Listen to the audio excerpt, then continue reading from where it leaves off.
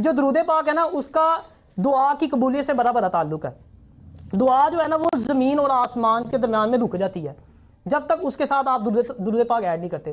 اعلیٰ حضرت رحمۃ اللہ تعالی علیہ فرماتے ہیں کہ دعا جو ہے نا وہ پرندہ ہے اور درود جو ہے وہ پر ہے. مجھے آپ بتائیں کہ بغیر پروں کے کوئی پرندہ اڑ سکتا ہے؟ کبھی بھی نہیں اڑ سکتا. آپ فرماتے ہیں کہ دعا جو ہے وہ پرندہ ہے اور درود جو ہے وہ پر ہیں. تو جب پرندے کو پر لگ جاتے ہیں تو وہ اڑنے لگ جاتا ہے کہ نہیں؟ پھر دعا میں بھی جب درود شامل ہو جاتا ہے نا تو وہ رب تک پہنچ جاتا ہے. ادروائز آپ صلی اللہ تعالی علی محمد صلی اللہ تعالی علیہ وآلہ وسلم. اچھا پھر دیکھیں نفلی عبادات میں سب سے زیادہ افضل درود پاک ہے. اب یہاں پہ میں آپ کو یہ بھی نصیحت کرنا چاہوں گا, جب عبادت کی راتیں آتی ہیں نا, بڑے نفل پڑھیں گے, تسبیحاں پھیریں گے, اچھی بات ہے, پڑھنے چاہیے, لیکن میں آپ کو یہ سجیسٹ کروں گا, پہلے ہم لوگوں میں سے نا اکثر لوگ بڑی نمازیں قضا کرتے ہیں, بہت بری بات ہے. نماز پہ میں بے شمار آپ کو لیکچرز دے چکا ہوں, نماز نہیں چھوڑنی چاہیے, پھر بھی انسان ہے بعض اوقات قضا ہو جاتی ہے. تو کوشش کیا کریں جب بھی کوئی عبادت کی رات آتی ہے نا, کوئی شب قدر آتی ہے, شب برات آتی ہے, تو نوافل کے بجائے نا اپنی قضا نمازیں ادا کیا کریں. فرض پورے نہیں ہے تو نفلاں پیچھے بھجنڈے ہو. پہلے آپ نے قضا نمازیں پڑھنی ہے, پھر اگر کوئی ورد کرنا ہے نا تو کوشش کریں درود پاک کی کثرت کریں, درود پاک کی تسبیحاں پڑھیں.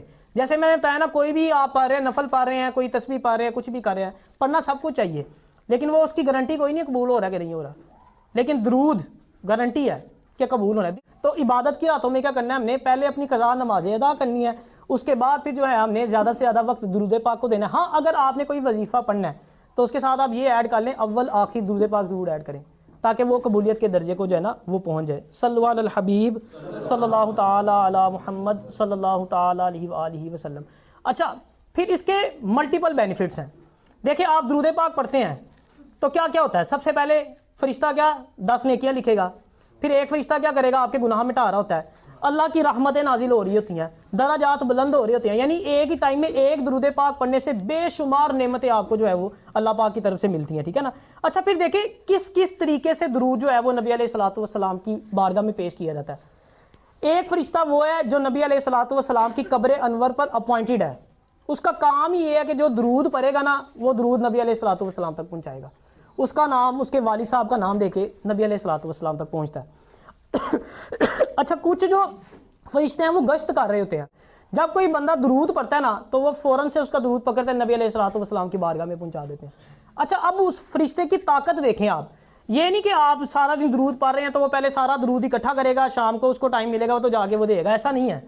آپ نے درود پڑھا ہے, اس کی اتنی سپیڈ ہے وہ فوراً جاتا ہے نبی علیہ الصلوۃ والسلام کی بارگاہ میں پیش کر دیتا ہے, پھر واپس آ جاتا ہے. اور جو مسلسل پڑھ رہا ہے درود پاک تسبیح پڑھتا جا رہا ہے وہ اسی رفتار سے آ رہا ہے جا رہا ہے. اب آپ یہاں سے سوچیں کہ ایک فرشتہ جو نبی علیہ الصلوۃ والسلام تک درود پہنچا رہا ہے اس کی کتنی طاقت ہے, تو پھر جو فرشتوں کے بھی سردار ہیں جن کا مقام اللہ کے بعد ہے ان کی کتنی طاقت ہوگی. پھر ایک جو روایت کے مطابق ایک فرشتہ وہ ہوتا ہے جو آپ کی پیشانی کے سامنے ہوتا ہے, اس کا بھی کام یہ ہوتا ہے کہ جب آپ درود پاک پڑھتے ہیں تو وہ آپ کا درود نبی علیہ الصلوۃ والسلام تک پہنچا دیتا ہے. یعنی کتنے کتنے طریقوں سے دیکھے پہنچ رہا ہے. ایک اپوائنٹڈ فرشتہ پہنچا رہا ہے, پھر جو سیر و تفریح کر رہے ہیں فرشتے وہ بھی پہنچا رہے ہیں, ٹھیک ہے. اس کے بعد نبی علیہ الصلوۃ والسلام نے فرمایا کہ جمعہ کے دن میں خود جو ہے وہ آپ کا درود پاک سماعت فرماتا ہوں. اچھا اب یہاں پہ ایک چیز میں اور کلیئر کرتا ہوں. کچھ لوگ کہتے ہیں جی نبی علیہ الصلوۃ والسلام تو سن ہی نہیں سکتے, فرشتہ پہنچاتا ہے.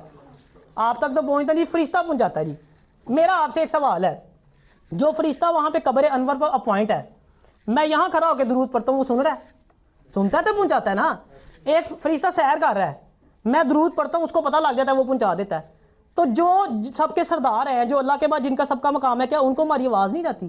دیکھیں اللہ پاک سے کوئی چیز چھپی ہوئی ہے, اللہ کچھ بھول سکتا ہے؟ کچھ نہیں بھولتا, اللہ کو تو سب یاد رہتا ہے. تو پھر یہ اللہ تعالیٰ نے جو فرشتے دو ہیں, جو ایک نیکیاں لکھتا ہے اور ایک گناہ لکھتا ہے, یہ اس کی ڈیوٹی کو لگائی ہے اللہ نے. جب اللہ کو سارا یاد ہے, اللہ تو نہیں نا بھولتا, نعوذ باللہ, تو اللہ تو نہیں بھول سکتا. آپ جو نیکی کر رہے ہیں اللہ کو پتہ ہے, آپ جو گناہ کر رہے ہیں وہ بھی اللہ کو پتہ ہے, پھر لکھنے کی کیا ضرورت پیش ہے؟ یہ اللہ کی حکمت ہے. اس کا مطلب یہ نہیں ہے کہ اللہ جو ہے وہ بھول جاتا ہے یا اللہ کو یاد نہیں رہتا آپ نے کتنی نیکیاں کی ہیں, کون کون سی نیکیاں کی ہیں.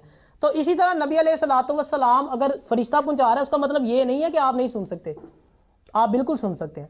تو اس لیے حکمت اللہ کی ہوتی ہے, وہ انسان اس تک نہیں پہنچ سکتا. آپ کا کام ہے درود پڑھتے جانا بس.